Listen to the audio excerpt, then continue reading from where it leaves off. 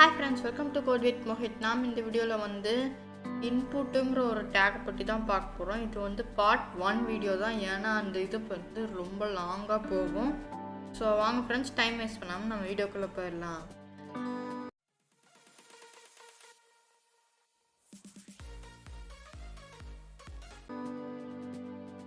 Okay friends, first நம்ம வந்து sublime text editor open பண்ணிக்கோங்க அண்ட் இன்புட் டேக் நார்மலான டேக் சிம்பிள் போட்டுக்கோங்க அண்ட் இன்புட் அப்படின்னு டைப் பண்ணிக்கோங்க. அண்ட் இன்புட் டேக் இது இப்படி தான் இருக்கும்.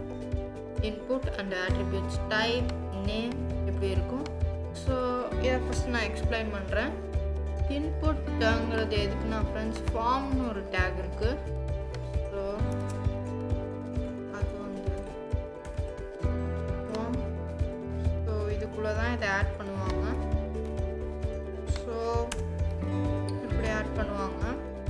ஸோ நாம் வந்து இதை ஆட் பண்ணலை, ஏன்னா இது வந்து கொஞ்சம் டீப் டாப்பிக்காக போகும். ஸோ அதனால தான். அண்ட் இன்புட் அப்படிங்கிற டேக் எதுக்குன்னு பார்த்தோம்னா, ஒரு குவிஸெல்லாம் நீங்கள் அட்டென்ட் பண்ணியிருப்பீங்களா, கூகுள் ஃபார்ம்ஸ் அந்த மாதிரி ஏதாவது ஒரு குவிஸ் அட்டென்ட் பண்ணியிருப்பீங்களா. அந்த குவிஸில் பார்த்தீங்கன்னா வெப்சைட்லாம் குவிஸில் பார்த்தோம்னா இல்லை, ஃபார் எக்ஸாம்பிள் நான் என்ன சொல்கிறேன்னா, ஏதாவது ஒன்று லாகின் பண்ணும்போதும் ஸோ உங்களோட யூசர் நேம் பாஸ்வேர்டு அப்படின்லாம் கேட்பாங்க இல்லையா. ஸோ அதெல்லாம் இந்த இன்புட் டேக் அதை வச்சு தான் பண்ணுவாங்க.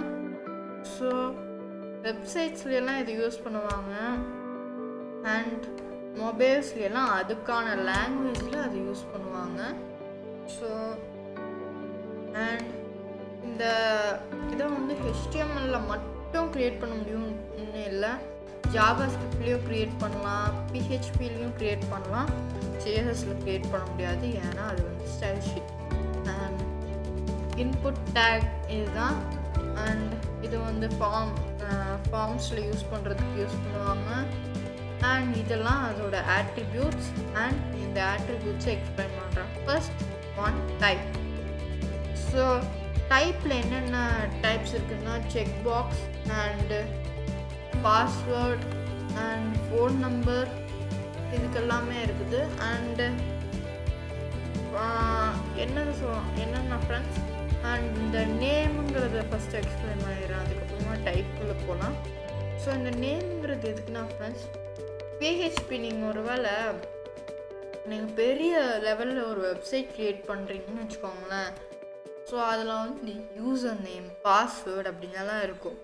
ஸோ அதெல்லாம் நீங்கள் வந்து சில ஏதாவது சைன்இன் பண்ணும்போது சொன்னேன் இல்லையா, எக்ஸாம்பிளுக்கு சைன்இன் பண்ணும்போது நீங்கள் என்னென்ன பண்ணுவீங்களோ அதெல்லாம் வந்து அவங்கக்கிட்ட போய் ஸ்டோர் பண்ணி வச்சுப்பாங்க. நீங்கள் கொடுக்குற பாஸ்வேர்ட்லேருந்து எல்லாமே அவங்களோட சர்வரில் போய் ஸ்டோர் ஆகும். ஓகேவா. அண்ட் அந்த சர்வர் இருக்கிறதுனால தான் நாம் வந்து லாகின் பண்ணும்போதும், நம்ம லாக் அவுட் பண்ணிவிட்டு லாகின் பண்ணும்போது அந்த இன்ஃபர்மேஷன் நம்மளுக்கு வந்து இருக்கும். ஸோ அந்த அவங்களோட சர்வரில் நாம் கொடுத்த டேட்டாலாம் இருக்கிறதுனால தான் நம்மளால் லாகின் பண்ண முடியுது. ஸோ அந்த மாதிரி. அண்ட் இது நான் எக்ஸாம்பிளே காமிச்சிடுறேன். ஸோ ஃபஸ்ட்டு வந்து விட்கார்ட் அப்படின்னு ஒரு வெப்சைட் இருந்தது. இதுதான் அது. ஸோ இதில் வந்து பார்த்தீங்கன்னா ஃப்ரெண்ட்ஸ், விட்கார்ட் வாஸ் service mentions yearly all login and registration data has been deleted from this site அப்படின்னு இருக்குது பார்த்தீங்களா. ஸோ அதுதான் ஃப்ரெண்ட்ஸ். இது வந்து எந்த மாதிரி வெப்சைட்னா, கூகுள் க்ளவுடில் வந்து நம்ம வந்து எந்த கிரெடிட் கார்டு டீட்டெயில்ஸும் இல்லாமல் சைன்இன் பண்ணுறதுக்கான வெப்சைட் இது. ஸோ அந்த வெப்சைட்டில் வந்து லாகின் நம்ம பண்ணுவோம். அந்த லாகின் அண்ட் ரெஜிஸ்டர் பண்ண டேட்டா எல்லாமே டெலீட் ஆகிடுச்சு. ஸோ அதனால் இந்த சைட்டே ஃபுல்லாக க்ளோஸ் பண்ணுற மாதிரி ஆகிடுச்சு. அவ்வளோ இம்பார்ட்டண்ட் அது. ஓகேவா ஃப்ரெண்ட்ஸ். ஸோ அண்டு அதில் சாரி, நான் எங்கேயோ போயிட்டேன்.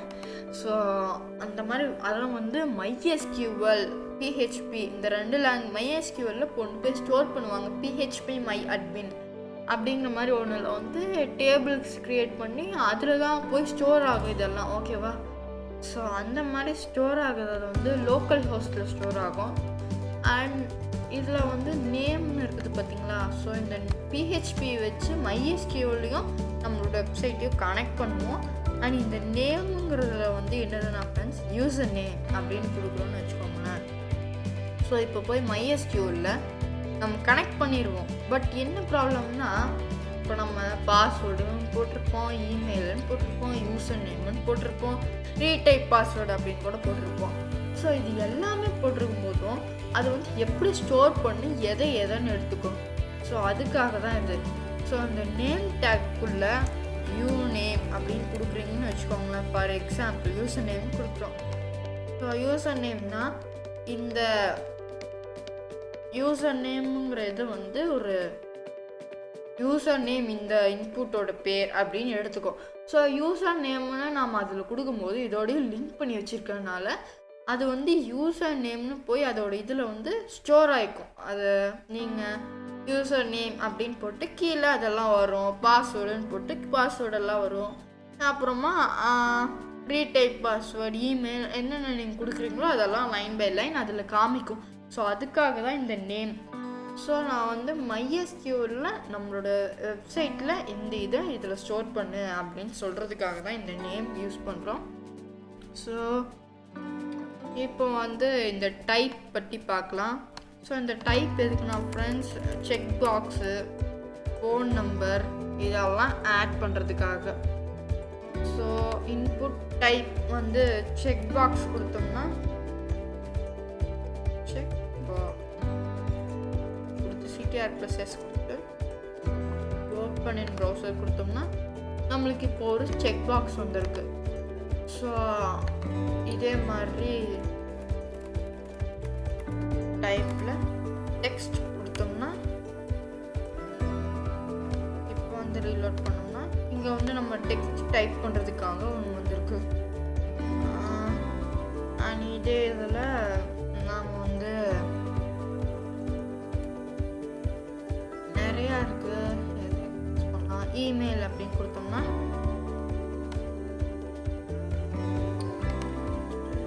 ரீலோட் பண்ணோம்னா ஒரு டிஃப்ரென்ஸ் இருக்காது ஃப்ரெண்ட்ஸ். என்னதுன்னா உங்களுக்கு வந்து இமெயில்னால் அதுக்கேற்ற மாதிரி சைஸ் மாறும். அண்டு இதுக்கேற்ற மாதிரி நம்ம என்ன கொடுக்குறோமோ அதுக்கேற்ற மாதிரி இருக்கும் ஃப்ரெண்ட்ஸ், அவ்வளோதான். ஒன்றும் டிஃப்ரென்ஸ் எல்லாம் இருக்காது. ஸோ நீங்கள் ட்ரை பண்ணி பாருங்கள், நிறையா இருக்கும் செக் பாக்ஸு. அண்ட் நிறையா இருக்குது ஃப்ரெண்ட்ஸ் செக் பாக்ஸ். அப்புறம் இந்த மாதிரி டெக்ஸ்ட் ஆட் பண்ணுறதுக்கு பாஸ்வேர்டுன்னு தனியாக இருக்குது. பாஸ்வேர்டு அப்படின்னு டைப் பண்ணணும். பாஸ்வேர்டு கொடுத்து CTR+S கொடுத்துட்டோம்னா நார்மலாக ஃப்ரெண்ட்ஸ் பாஸ்வேர்டுன்னா எப்படி இருக்கும், நம்ம கொடுக்கும்போதும் நம்மளோட கண்ணுக்கு தெரியாது. அதே மாதிரி தான் ஃப்ரெண்ட்ஸ், பாருங்களேன் நம்மளுக்கு எதுவுமே தெரியல. ஸோ இந்த மாதிரி நிறைய டிஃப்ரென்சஸ் இருக்குது ஃப்ரெண்ட்ஸ். அண்ட் இதே மாதிரி இப்போது ஃபார் எக்ஸாம்பிள்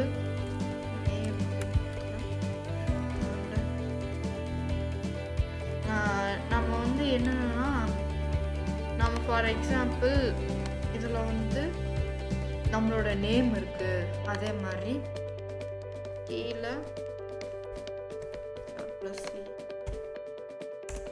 CTR+V நம்மளோட இமெயில் சப்மிட் பண்ணுறதுக்கு இருக்குது.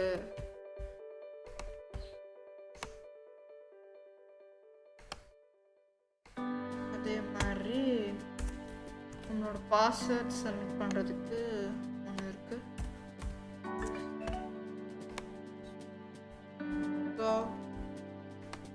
இப்படியெல்லாம் பாஸ்வேர்ட் சப்மிட் பண்ணுறதுக்கு எல்லாம் இருக்குது.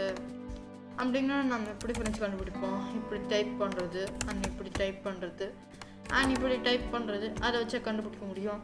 அண்ட் இதுவும் சேமாக இருக்கும். ஸோ நம்ம எப்படி கண்டுபிடிப்போம்? ஒரு பியர் டேக்ஸ் ஆட் பண்ணிப்போம்.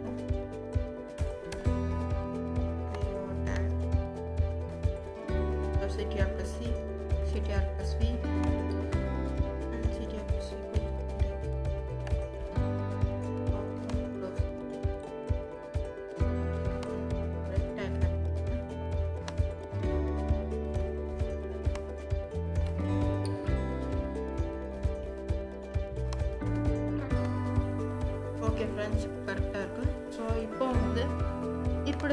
இதுதான் பாஸ்வேர்டுக்கு, இது இமெயிலுக்கு, இது நேமுக்கு அப்படின்னு நம்ம எப்படி கண்டுபிடிக்கிறது?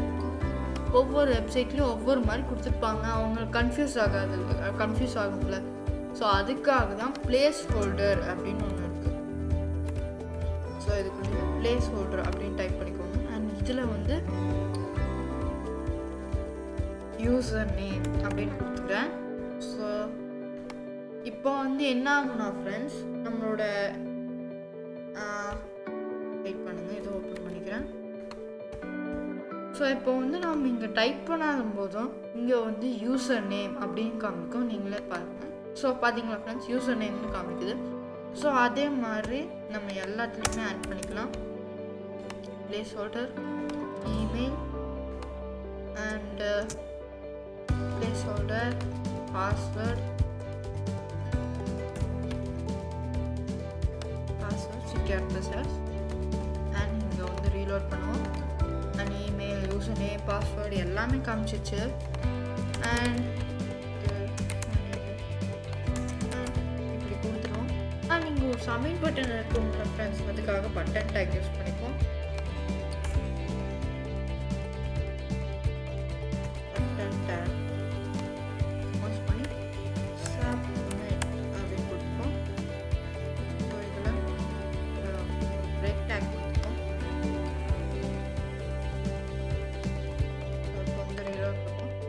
சப்மிட் கொடுத்து ஏதாவது டைப் பண்ணிப்போம். சப்மிட் கொடுத்தோம்னா ஒன்றுமே ஆகலை ஃப்ரெண்ட்ஸ். அண்டு அதுக்கு வந்து நம்ம ஏதாவது லிங்க் ஆட் பண்ணுவோம். ஸோ ஏதாவது நடந்தால் தானே ஃப்ரெண்ட்ஸ் இன்ட்ரெஸ்டிங்காக இருக்கும். ஸோ அதனால் ஒரு லிங்க் ஆட் பண்ணிப்போம். HREFல index.html அப்படின்னு கொடுத்துப்போம். அப்படின்னு கொடுத்து சிட்டிஆர்பிஎஸ் கொடுத்துட்டு இங்கே வந்து ரீலோட் பண்ணிப்போம். இப்போ வந்து சப்மிட் கொடுத்தோம்னா இப்படி வந்துடுச்சு. ஸோ இப்போ நம்மளுக்கு கரெக்டாக வேலை செய்யுது friends. But user name, email, password இது எதுவுமே கொடுக்காம அவங்க சைன்இன் பண்ணிட்டாங்கன்னா எப்படி ஃப்ரெண்ட்ஸ்? ஸோ அதுக்காக தான் நம்ம வந்து இன்னொன்று ஆட் பண்ண போகிறோம். அது வந்து ரெக்வயர்ட் அப்படிங்கிறது. ஸோ ரெக்வயர்டு டேக் யூஸ் பண்ணோம்னா நம்மளால் யாருமே எந்த இன்ஃபர்மேஷனுமே ஃபில் பண்ணாமல் யாராலையுமே போக முடியாது. ஸோ அதுக்காக தான்.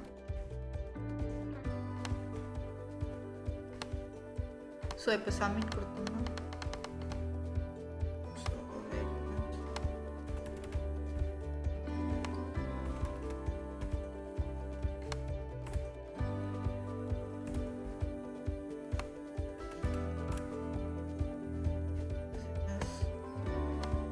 ரீலோட் பண்ணுறேன். சப்மிட் கொடுத்தா ஏன் வர மாட்டேங்குது?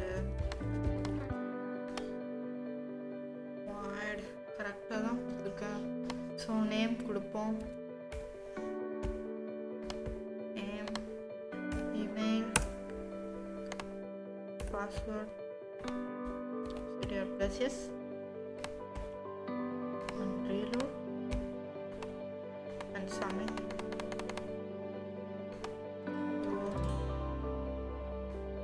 அந்த லிங்க் டேக் எடுத்து விட்டுப்போம். சிட்டிஆர்பிஎஸ் ரீலோட் கொடுத்து ஏன் வேலை செய்ய மாட்டேங்குதுன்னு தெரியல.